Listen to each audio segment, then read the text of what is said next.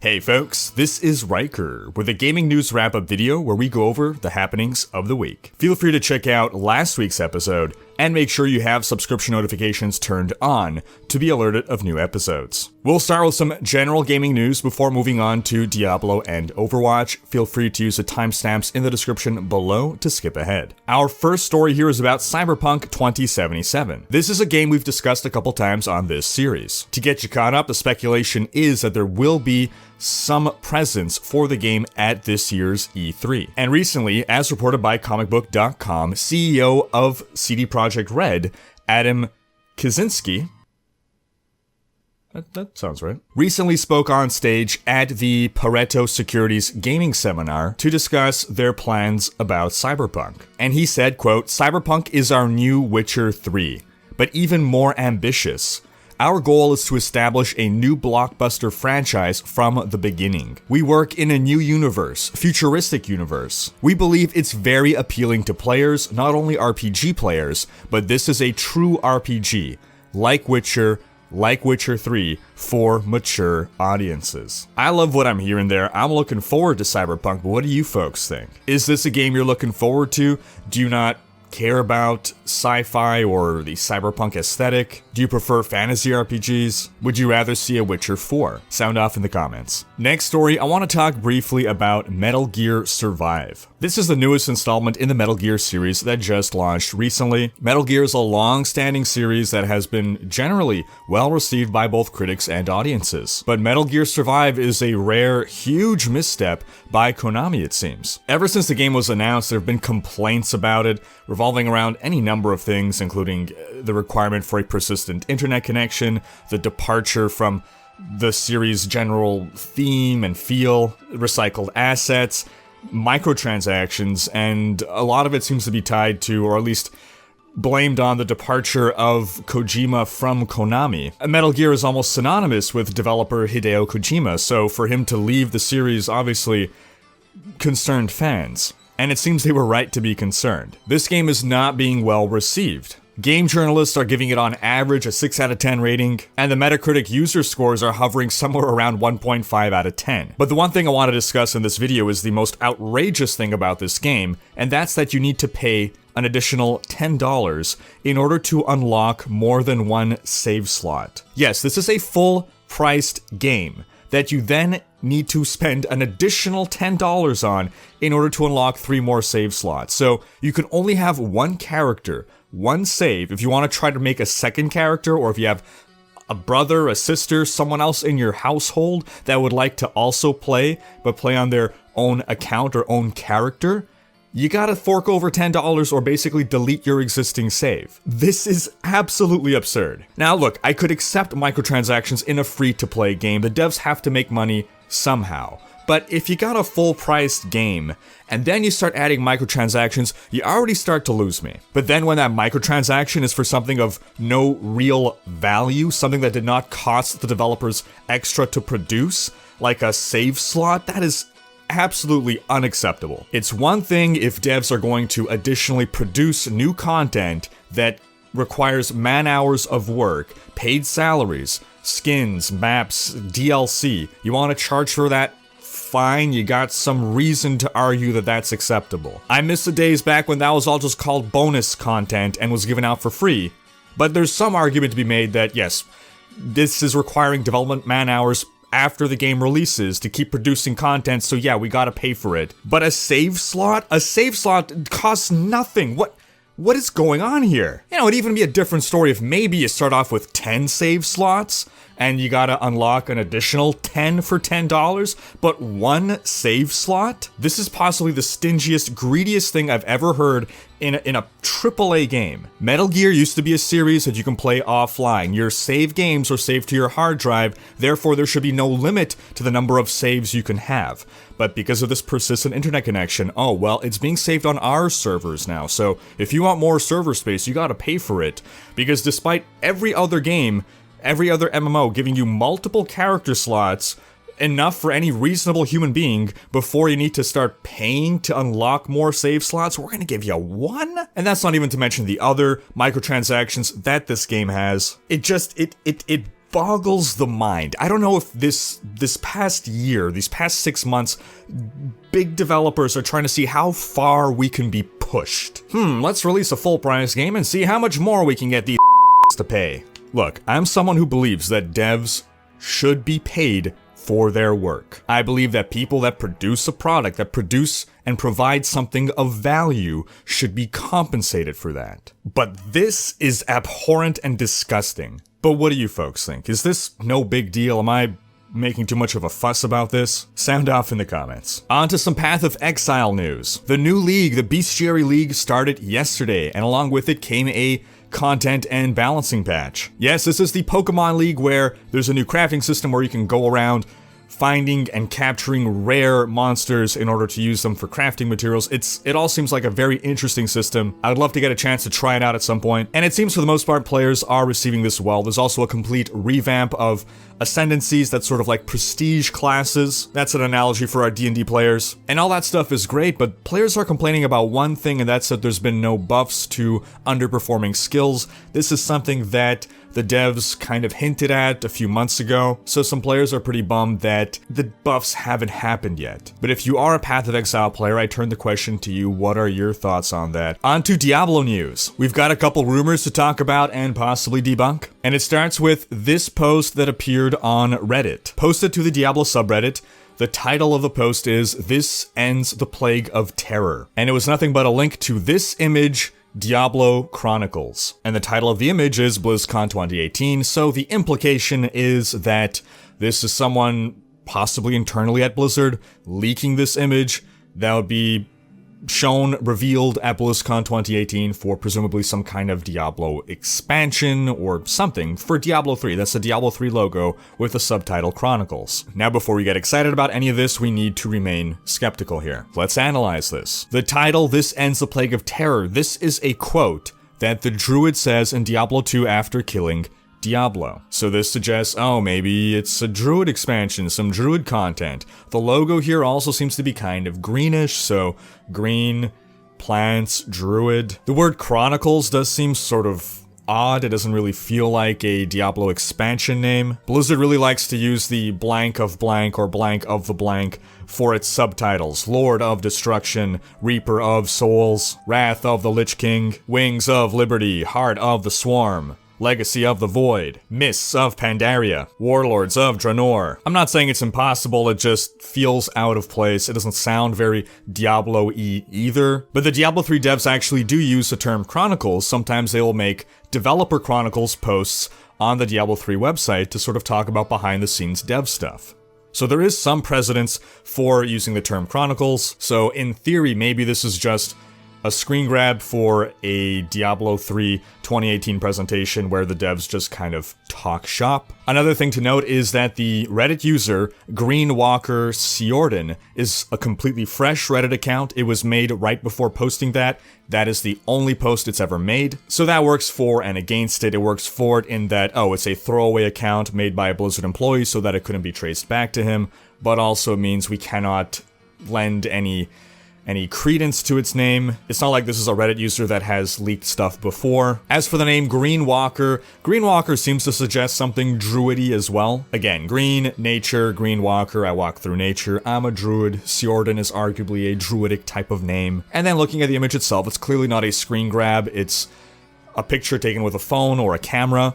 Who uses those anymore? But what I want to point out is just how easy it is to fake this. With literally just 2 minutes of effort, I made this. It's not an exact recreation, but it's close enough and shows you that, yes, this could very easily be faked. There's no intense effort that went into making this. That doesn't mean it's fake, it just means it can be explained as a fake very easily with minimal effort. So I turn the question to you folks, is this real or is this fake? I personally think it's fake. I think it's low effort. I don't think the druid is coming to D3. I don't think they would have this ready already for BlizzCon 2018. I feel that they're not preparing their stuff almost a year in advance, but I admit that there is some remote possibility that it could be real. On to our next Diablo rumor of the week. The main Blizzard Entertainment Twitter account tweeted this, with the message, "Sweet dreams." It's a video of a nightlight, a Diablo-themed nightlight, which was from a past BlizzCon, being turned off and on. So how could this be interpreted? You can see this as meaning, oh, shutting the lights on Diablo. It's a fair interpretation, it's pretty symbolic, but it seems odd that they would do this on the main Blizzard Twitter account. I feel there would be some community message within Diablo first, so I feel that kind of rules that out. Could it represent them shutting the light on Diablo 3 to open the light on a new game? You could argue that they're maybe hinting at that, but it seems the rumor that got picked up the most here is, what are they doing exactly? They are flipping the switch on a nightlight. Switch, Nintendo Switch. We just had that rumor of Diablo 3 coming to Nintendo Switch, that leak that actually does have some credence to it. So the theory here is that, oh, they are teasing Diablo 3 for the Nintendo Switch. And basically, if there was some deeper meaning behind this post, that did seem to be the most realistic theory. But this story began circulating so much that Blizzard had to come out and say, no, there was no message there. We're not that clever. It was just a social media post. We were not teasing anything. And if you look through the account's other Twitter posts, you'll see that for other game franchises, they'll post semi-random images of merch from their various franchises, so it's not terribly out of place. On to our next story. Season 13 of Diablo 3 kicked off about a week ago. We were back to starting seasons on Fridays. For a couple seasons, we were starting on Thursdays. I was personally opposed to this. A lot of people like to pull all-nighters on a season start, and if you work the next day, that's a bit troublesome. It seemed Blizzard was doing it in order to be around on the Friday to resolve any issues that might arise from the season start, and lo and behold, issues arose when the season started. People were experiencing technical issues with the game, some were crashing, some were having poor performance, but the biggest issue was really that public games would only fill up to 2 players per game. You would never fill up to 4 players per game. There was also issues with the Curses Conquest, that you would complete the Curses Conquest, but it wouldn't register as being done as part of your season journey. Long story short, this week Blizzard basically fixed everything. If you have done the Curses Conquest, you don't have to do it again. If you log in, you'll see that it is now properly giving you credit. But I guess it just goes to show that maybe Blizzard had a point in starting the season on Thursdays. On to our next story, the EU Challenge Rift this week. The European Challenge Rift, a lot of people were having trouble with it. Now, every region has a different Challenge Rift. It's the same class, but it's a different build selected. And European players were having an especially difficult time with this Challenge Rift. In fact, it is arguably the most difficult Challenge Rift yet. And it turns out that the reason why was the build selected for this week's European Challenge Rift was a build put together for the Thrill Conquest. That's the GR45 with no sets, and it was executed by Wudijo, who was arguably the world's best Demon Hunter player and one of the best Diablo 3 players, period, in the world. Now, you still have a couple days to complete the Challenge Rift if you haven't been able to, and Wudijo kindly provided some tips on how to complete it. I'll put a link to that in the description below. But if you find yourself unable to do it, there's no shame in that. Wudijo is one of the most technically skilled players in the world, with some of the best Demon Hunter knowledge in the world. So you're basically being asked to run a course that an Olympic athlete ran. Alright, on to our community complaint corner. This week's complaint is that seasons should introduce something new. Specifically, it was that we should at least get a new item every season. An alternative idea was just buffing existing items. We already have enough items. We need to make our current items more useful. And I think the general sentiment of having something new to experience every season is a legitimate complaint. That said, I wish it would have been something deeper than just tooling with game balance every season. That's sort of historically worked, but it's not the most interesting way to go about things. I feel that themed seasons would have been the most interesting approach, but I turn the question to you folks. For either Diablo 3 or the next Diablo game, assuming we still have seasons, what would you like to see in seasons? Are you content with every season being the same, or do you want to see major balance changes? Do you want to see new items? Do you want to see new content? What do you want a season to be to you? What is a season for you? What would keep you coming back every season? And then lastly, I just want to finish up with something cool in the world of Diablo this week. Here is some artwork of Leah, made by Christopher Decker. That's Decker, not Deckard. I think it's fantastic artwork. I don't think the face quite captures what Leah actually looks like, but it's a different interpretation of Leah. Arguably, she looks more like the relative of Deckard Cain this way. So it's an interesting take. Alright, on to Overwatch news. Hero 27 has been revealed, and it is Brigitte. She is up on the test server, you can try her out. She's a support character with tank elements, something of a hybrid class between support and tank. She wields a flail and a shield. Her lore is that she's the 23-year-old youngest daughter of Torbjorn. She's not a member of Overwatch or any other organization. She shares Torbjorn's passion for engineering. Reinhardt is her godfather, and when Reinhardt left Overwatch to travel the world as a knight, she asked to be his squire, and he accepted. Throughout their travels, Brigitte would maintain Reinhardt's armor, and she did her best to take care of him, eventually secretly making her own armor so that she can join him in the battlefield to take even better care of him. Her main attack is a melee flail swing. She has a heal ability that will heal one teammate or give them armor if they are already at full health. She has this mini Reinhardt barrier shield just for herself, and when she has her shield up, she can do this shield bash power that could be used as a mobility power to kind of make her dash forward, and if it strikes an enemy, it'll damage and stun them. Then she also has an attack to shoot out her flail at a long distance, knocking back an enemy, and her ultimate grants her a movement speed buff and grants her allies around her armor every second. As a support main, I'm really liking Brigitte's toolkit, but I think the most exciting thing about her is that she is bound to get a female Crusader Johanna skin. Now, the way Blizzard teased Brigitte was really interesting. It started on February 22nd with this post on the Overwatch Twitter. We had this declassified after-action report of Operation White Dome. Strike team under the command of myself, Captain Amari, was deployed to the outskirts of Istanbul, Turkey to deal with the remaining pocket of Omnic resistance. Personnel included Lieutenant Reinhardt, Chief Engineer Torbjorn, and Private First Class Emre Saraoğlu. After routine insertion, the team was ambushed, taking heavy fire from the entrenched Omnics. While the team was able to overcome and neutralize all hostile combatants without casualties, the battle resulted in serious injuries to Torbjorn and lesser injury to Reinhardt. Had it not been for Reinhardt's timely intervention, it is likely that Torbjorn would have been killed. Due to the conspicuous bravery of Reinhardt, I am suggesting a commendation for his actions. So after this teaser, a lot of people were thinking that Emre would be the newest hero. This also seemed to tease at a change to the annual Uprising event. Then came the second teaser on February 24th. This was posted on the Overwatch blog and was a letter from Torbjorn to his wife. It read, Min kära Ingrid, jag vet att du har hört om de skatar jag och drag mig under vårt senaste uppdrag. Yeah, it's a long letter. But basically he's mentioning that he got wounded, he'll be getting some prosthetics. So we get the backstory on his missing arm. He also drops on her that he kinda promised Reinhardt that Reinhardt could name their daughter, suggesting that Torb's wife is currently pregnant. Now we don't find out what the name is that Reinhardt picked, but at this point everyone is suspecting who we then thought was Brigitte or Brigitte. Because from past Overwatch lore, from comics and backstory, we do know that Brigitte is Reinhardt's squire and traveling companion. We've seen her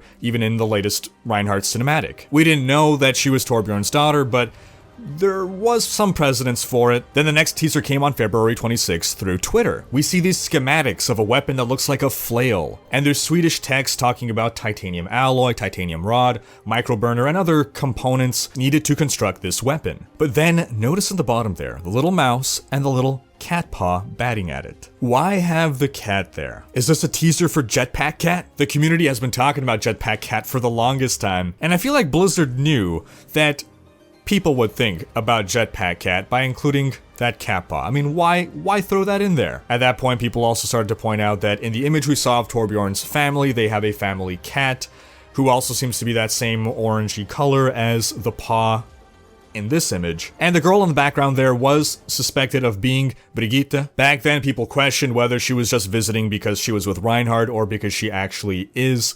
Torbjorn's family. And this just further fueled the theories that Brigitte would be Torbjorn's daughter. Then, not too long after that, someone found that Sombra's voice actress followed a Swedish voice actress on Twitter very recently, and that voice actress had previously worked with Blizzard. So this further fueled theories that yes, we're gonna get Brigitte. Then on February 27th, we got more schematics, this time for a shield, and more Jetpack Cat teases. At this point, it's clear Blizzard knows exactly what they're doing, and they're messing with us. They are trolling us. They know we're gonna go bonkers for Jetpack Cat. Then it seemed that the Japanese Overwatch Twitter account made a big oopsie. It seems they wanted to upload that teaser image, but instead of uploading the image, they copy-pasted wrong and instead just uploaded the file path to the image, showing that the title of the image was Brigitte Tease number 3 Monday 26 February. So at this point, it was all but confirmed that Brigitte would be the new hero, and then people dug further and found on the Brazilian Overwatch website, if you inspect the image from the first teaser and you read the file name, you'll see that the file name includes Brigitte Teaser. So just a lot of oopsies all around from Blizzard here. But we did get the official reveal of Brigitte in a timely manner. We had a nice origin trailer, I'll link to that in the description below. And even in that video, there's more Jetpack Cat teasers. Now again, we got a PTR patch this week. You can go try out Brigitte. She is a welcome addition for support players. A support that can actually defend herself versus a Genji. We also saw an Overwatch patch this week on live servers. Back when they were on PTR, we discussed what those changes were, but in short, Doomfist buffs, Mei buffs, Sombra huge buffs, and I'll drop a link to the patch notes in the description below. Now let's end off with some cool things in the world of Overwatch. We have this Orisa fan skin for the Year of the Dog by Antonio D'Amico. This is so richly detailed. We have this Mercy fan skin, Cosmic Mercy by Julie Maria T. And also by Julie Maria T, we have this Renaissance Widowmaker fan skin. Then we have this Sombra Pirate fan skin by, you guessed it, Chatty Window. And then we have this Rose Tracer cosplay by Tiger Lily. And that's gonna wrap up this video. But don't forget to leave a comment with your thoughts on any and every story that we covered this week. And if you have an idea for a new story for me to cover in one of these videos, I encourage you to head over to the subreddit and post the link there. Thanks for watching. Special thanks to my Twitch and Patreon supporters for making these videos possible. If you enjoyed this video, please share it, check out these other videos, and subscribe to join Rikers Raiders for more gaming content.